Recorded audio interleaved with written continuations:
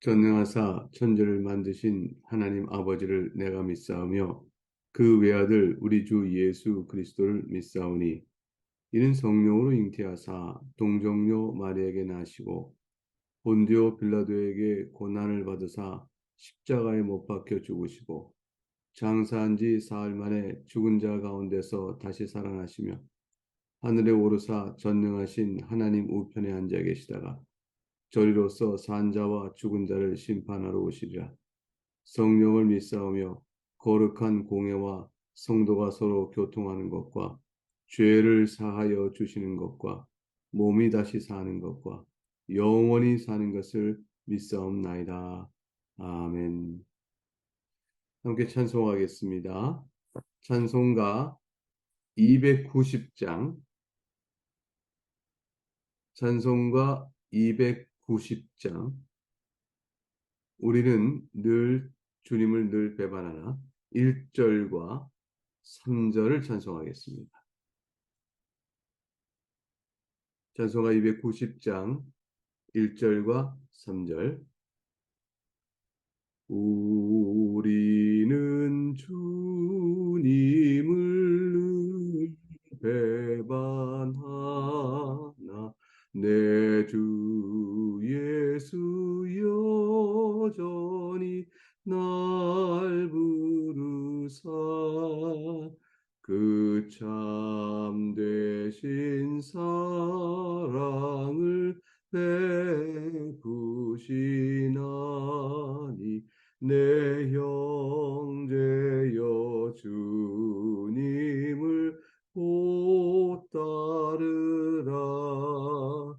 주 널 위해 비네 주 널 위해 비네 주 널 위해 비네 항상 비시네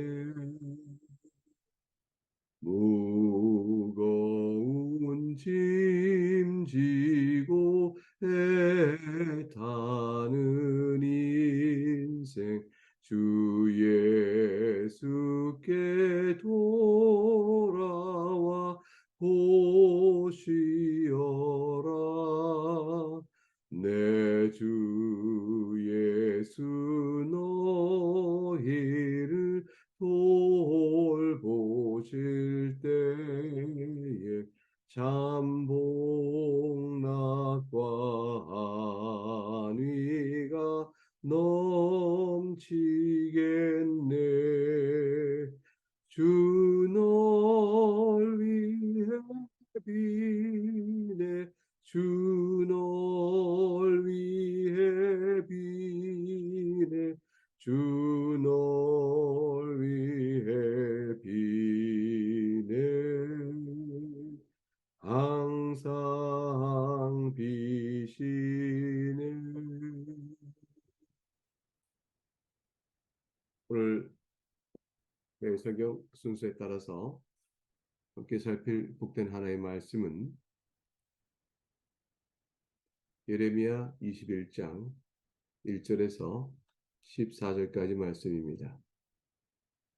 예레미야 21장 1절에서 14절까지 말씀.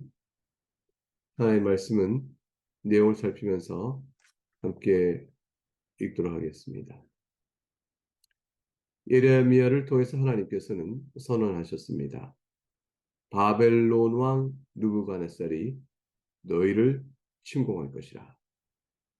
구체적으로 나라를 지정해 밝히셨고 이름도 느부갓네살 왕이 침공한다 하셨습니다. 하나님께서는 회개하라 말씀하셨지만 그 말씀을 무시했던 시드기야 왕은 다급해졌습니다. 그리하여 예레미야를 찾아서 하나님께 도움을 구하여 주기를 부탁하게 되어지는 내용. 그와 관련하여 하나님께서 유다 백성에게 주시는 말씀이 오늘 본문에 나와 있는 내용입니다. 1절 말씀을 보겠습니다. 하나님의 말씀입니다. 여호와께로부터 예레미야에게 말씀이 임하니라. 시드기야 왕이 말기야의 아들 바스훌과 제사장 마아스의 아들 스바냐를 예레미야에게 보내니라. 시드기야 왕은 남쪽 유다의 마지막 왕입니다. 느부갓네살에서 멸망을 당한 시드기야, 그 이후로는 유다의 왕이 다시 서지 못합니다. 이 시드기야는 그 우리가 잘 알고 있는 요시야 왕의 아들입니다. 본래 요시야의 아들 가운데서 시드기야 앞서서 왕이 두 명이 있습니다. 하나는 요호 아하스요, 살룸이라고도 22장에서 표현되는데요. 또 요호 야김이요, 이 두 왕이 있습니다. 이 두 왕이 시드기야 더불어 요시야의 아들입니다. 그러니 형제 셋이 나란히 왕이 되어가는 것이죠. 근데 시드기야 앞에는 여호야긴이라 하여 여호야김이랬던 그자의 동생이 아들이 왕이 됩니다. 그런데 여호야긴이 바벨론 왕에서 포로로 끌려가게 됩니다. 그래서 이제 마지막 남아있는 시드기야가 요시아의 아들 가운데 세 번째로 왕이 되고 마지막 왕이 되는 것이죠. 시드기야 이제 제위 9년째 되었을 때에 바벨론이 유다를 네 번째 침공합니다. 그때 이제 완전히 멸망하게 되는 것이죠. 처음에 침공하에서는 왕만 데려가기도 하고, 그러나 시드기야 때는 완전히 멸망시킵니다. 시드기야 도망을 어리석게 치다가 붙들려서 두 눈이 뽑힌 채 바벨론에 끌려갔고 거기서 죽게 됩니다. 다윗 왕가는 다윗 이후로 420년 동안 지탱이 됩니다. 그리고 그 후에 이와 같이 마지막 끝을 당하게 되어집니다. 사람인 다윗의 왕가에 대한 왕국은 420년 만에 망하게 됐지만 그가 참된 다윗으로 인하여 예표되었던 다윗의 후손이신 예수 그리스도께서는 영원토록 그 왕국을 다스리시니 인간 다윗 왕가는 한편으로는 다윗이 예수 그리스도의 예표이면서 동시에 인간은 다윗은 죄인이었던 겁니다. 인간이 세운 다윗 왕가는 이와 같이 하나님 앞에 죄를 범함으로 종언을 보하게 되어지고 그에 불구하고 그 다윗으로 예표됐던 그리스도의 왕은 그 왕권은 영원토록 계속됩니다. 1절에 나와 있던 말기 아들 바술이다. 제사장의 마아스의 아들 스바냐다. 이렇게 나오는데 바술, 스바냐 우리 친숙한 이름처럼 여겨집니다. 앞에서 성전 총감독관으로서 예레미야를 박해했던 자도 바술입니다. 그런데 여기에 말기 아들 바술은 다른 인물입니다. 또 스바냐는 우리가 잘 알고 있는 성경의 소선지서 스바냐가 있죠. 그 스바냐를 기록한 선자 이름이 같습니다만 다른 인물입니다. 시드기야는 예레미야 선지자를 좋아하지 않았습니다. 그런데 불구하고 왜 사람을 보내서 기도를 부탁할까요? 느부갓네살의 침공으로 인해서 너무너무 두렵고 다급해졌기 때문이죠. 2절을 보니까 부탁의 내용이 나옵니다. 바벨론의 느부갓네살 왕이 우리를 치니 청컨대 너는 우리를 위하여 여호와께 간구하라. 여호와께서 혹시 그의 모든 기적으로 우리를 도와 행하시면 그가 우리를 떠나리라. 하나님의 말씀입니다. 시드기야는 잘 알고 있었습니다.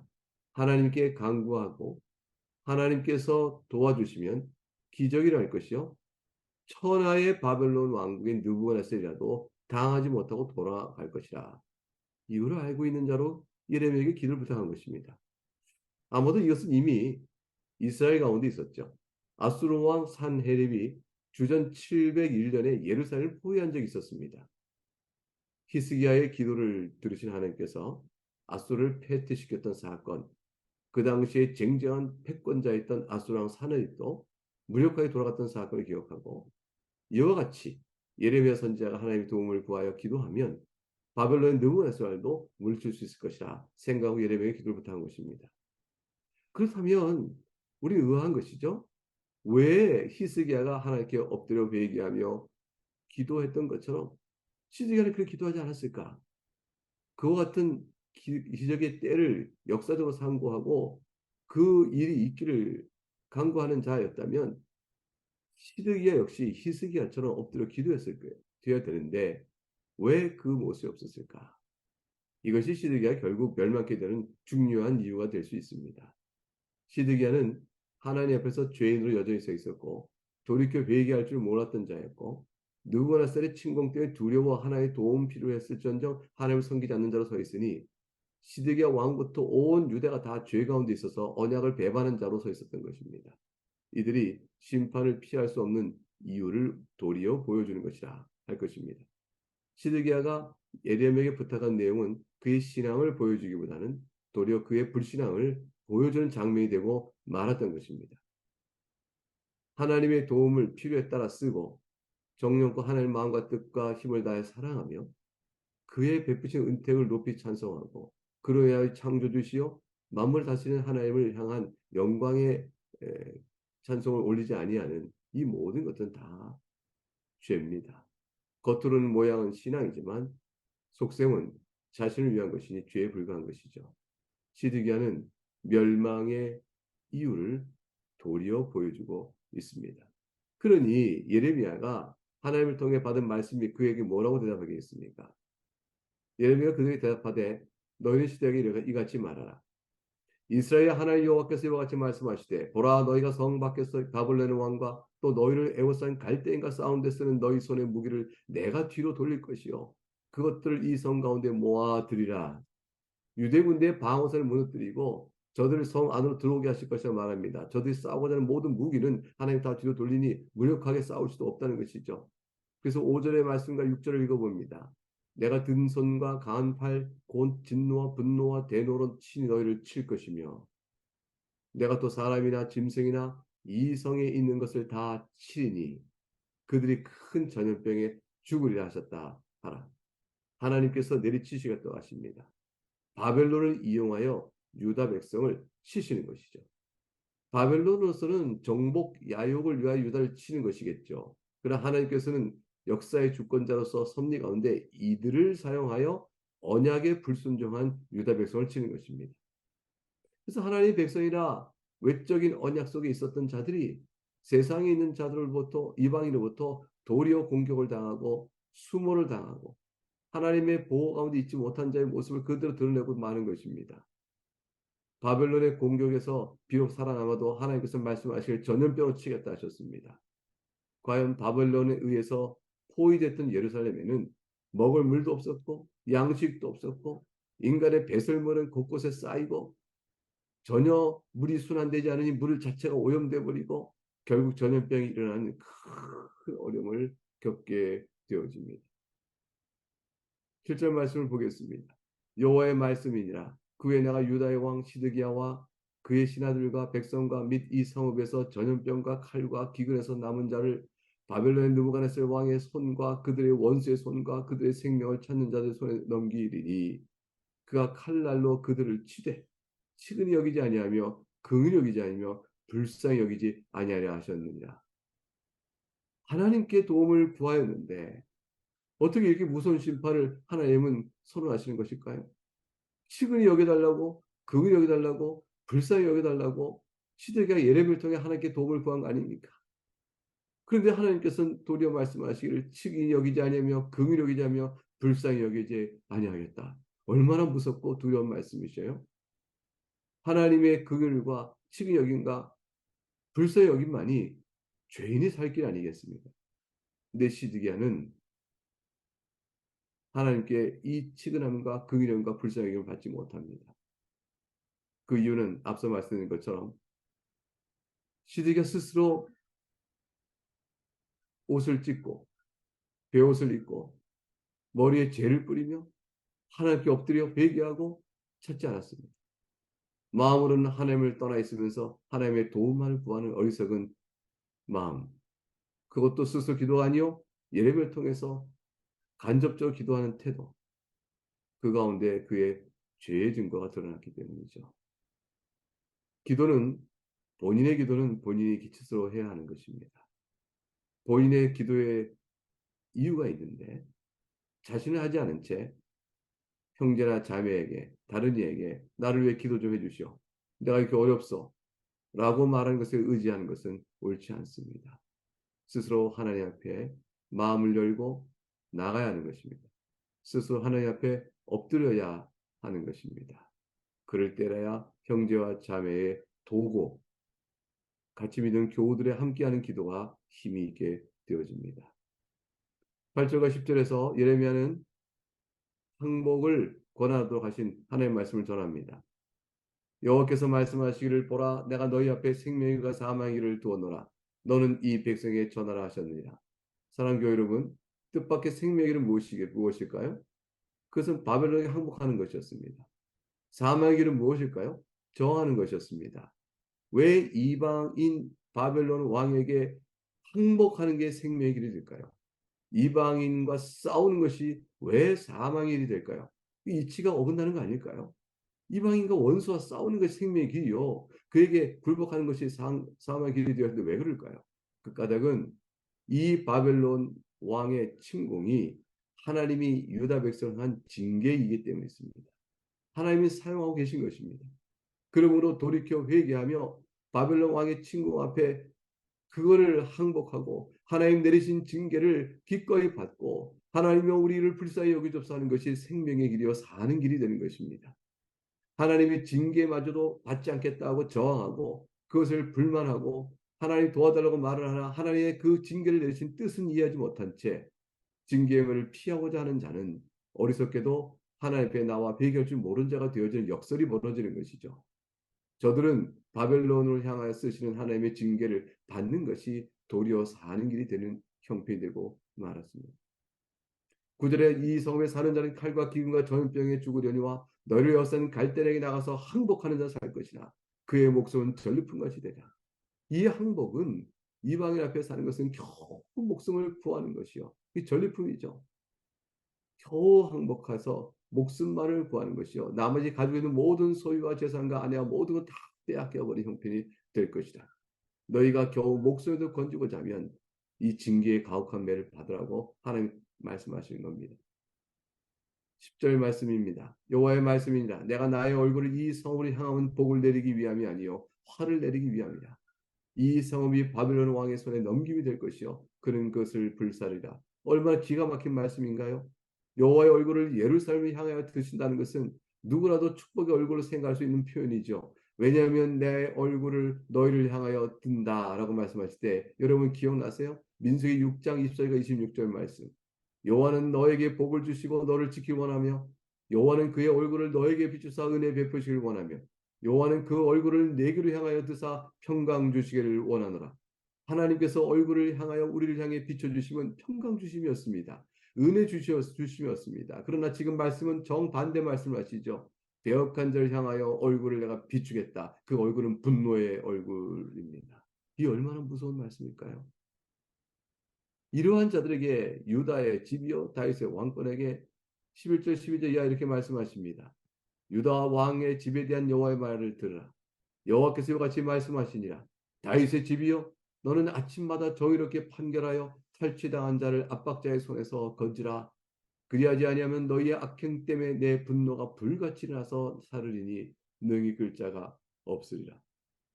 새삼스럽게 하나님께서는 심판을 명하신 이때에 다윗 왕권의 통치를 이렇게 하라.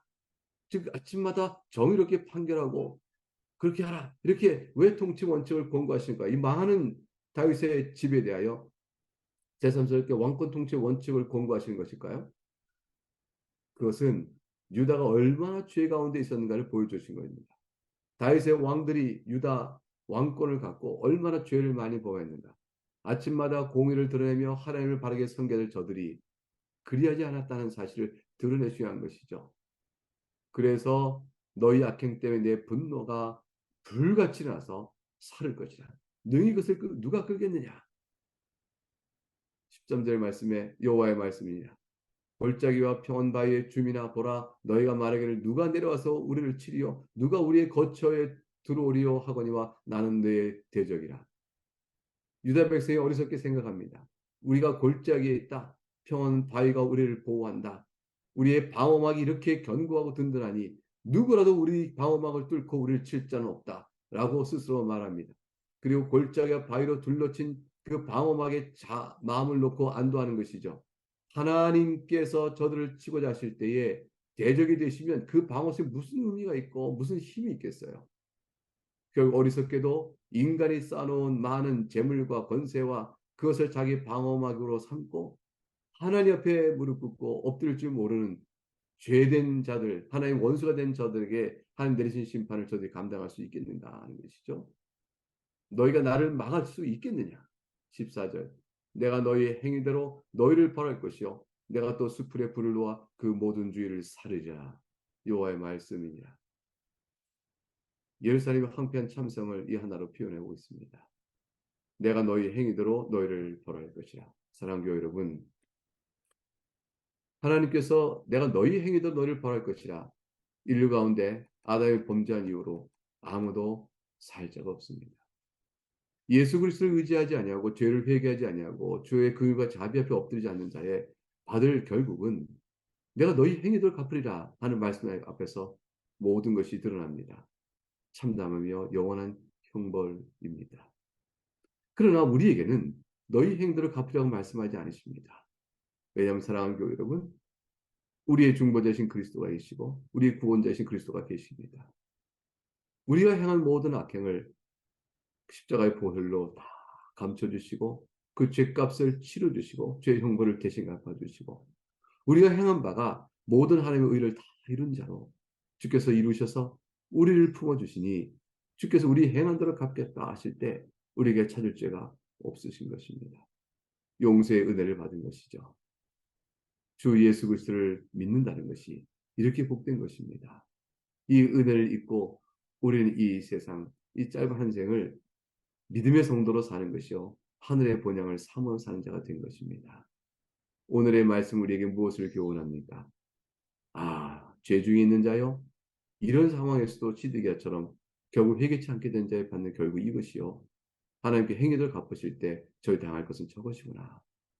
우리도 주 예수 그리스도를 믿고 나오도록 성령 하나님께서 우리에게 믿음을 주지 않으셨다면 우리도 저와 같을 거구나.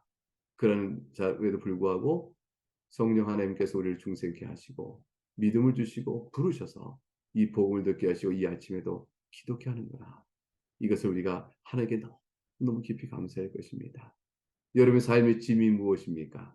그 어떤 짐도 이 은혜 앞에서 생각해보면 작은 것이 됩니다. 인내할 만할 것입니다. 하나님께 도움을 구하며 나가면 살 것이다 할 수 있습니다. 여러분을 사랑하신 주께서 이 은혜를 주신 하나님께서 오늘 여러분의 기도를 기다리십니다. 주께 기도하며 나가는 우리 모두 되기를 바랍니다. 함께 기도하겠습니다. 사랑과 긍휼이 풍성하신 하나님 아버지 감사합니다.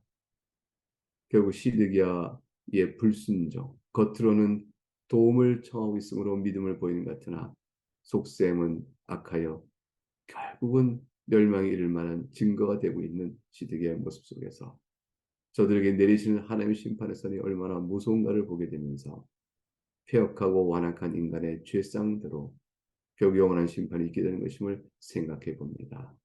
이 가운데 건지시거든 하나님께서 우리를 사랑하시며 이로 인해 주를 찬양하고 하나님을 아버지라 부르는 친밀하고 화평한 가운데 있게 됨을 감사합니다. 구원하신 주를 높이 찬송하고 우리 주 예수 그리스도의 이름으로 감사하며 기도합니다. 아멘. 주님께서 가르친 기도를 함께 주 앞에 올리겠습니다. 하늘에 계신 우리 아버지, 이름이 거룩히 여김을 받으시오며 나라가 임하시오며 뜻이 하늘에서 이루어진 것 같이 땅에서도 이루어지이다.